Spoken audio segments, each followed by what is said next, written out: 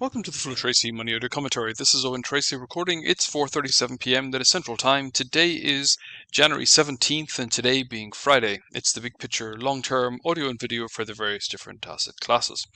Now, I'm going to attempt a gargantuan task in this broadcast. I'm going to try and make sense of the world, and I don't anticipate succeeding, but I'll try my best to try and put some of what's going on in the world into perspective that links together and makes some sense. There's a lot going on. We have geopolitical tensions.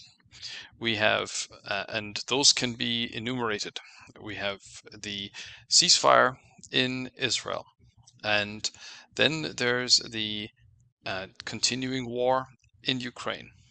There's China and its efforts to take a more assertive place in the world. Then we have the demographic issues, where there are lots of countries where the demographics are not favorable. They have generally tended to be those that are most developed. And is the clear conclusion that the more developed a country becomes and society becomes, the less likely it is that people are going to have children. And of course, what does that mean if you play the clock forward? Well, you run out of one group of people, they're replaced by those that are willing to procreate, and then society changes into the form that the people who are willing to procreate pursue. I think there's an inevitability to that kind of thing. Then we can think about what's happening in the energy complex, because there's, for the first time in a long time, there's competition. But the competition has been very much proposed, supported by the non-governmental organizations that tend to have a big influence on government policy. And certainly they have also ensured that there are lots of supports coming through from government for these kinds of new energy. And over the last year, we've seen a significant jump in interest in the nuclear sector, which is not exactly new. When we think about the technology sector, there's a lot going on right now. There's a lot of fear out there about what it is that artificial intelligence will eventually be able to do.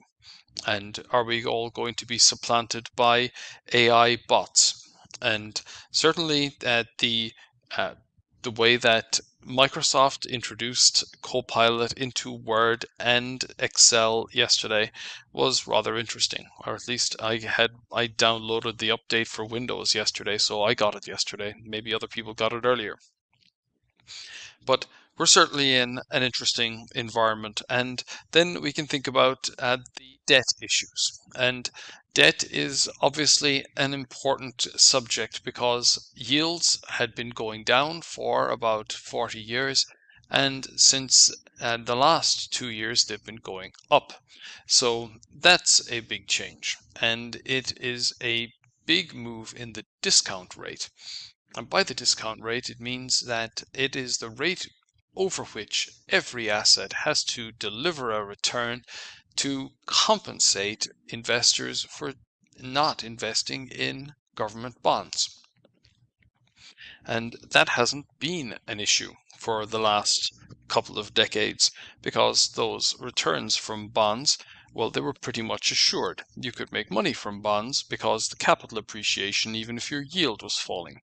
Whereas now you have rising yields and the capital appreciation is not assured when you have the price going down. So certainly there's a lot to think about in here today. I think we should first start to break down the market into two phases. When we think about the market, we think about society. They're not exactly the same thing. When we think about countries, we think about the stock market, they're not the same thing.